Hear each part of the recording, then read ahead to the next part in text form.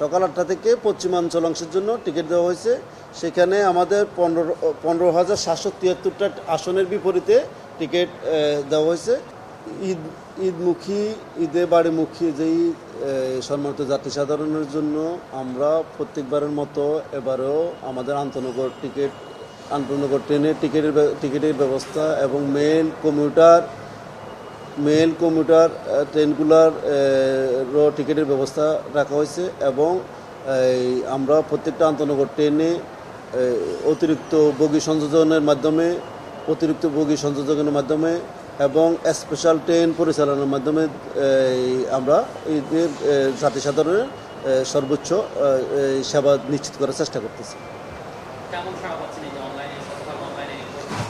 শতভাগ অনলাইনে সারা আপনার সকাল 8টা থেকে 8:30টার ভিতরে আমরা যে আজকে পশ্চিমাঞ্চলের টিকিট দিচ্ছি সকাল 8টা থেকে পশ্চিমাঞ্চল অংশের জন্য টিকিট দেওয়া হয়েছে। সেখানে আমাদের 15,773টা আসনের বিপরীতে টিকিট দেওয়া হয়েছে। তো আপনারা দেখছেন অনলাইনে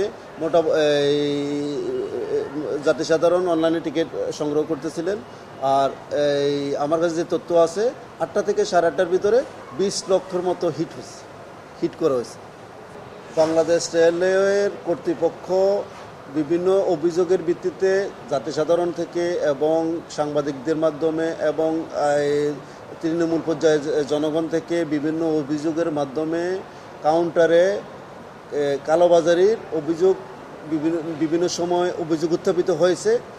এইগুলা থেকে পরিত্রাণের জন্য এবং যাত্রী সাধারণ যাতে নিজের টিকিট নিজে কাটতে পারে, নিজের টিকিট নিয়ে নিজে ভ্রমণ করতে পারে, টিকিট যার ভ্রমণ তার এই নীতি যাতে বাস্তবায়িত হতে পারে সেই জন্য এই ব্যবস্থা নেওয়া হয়েছে।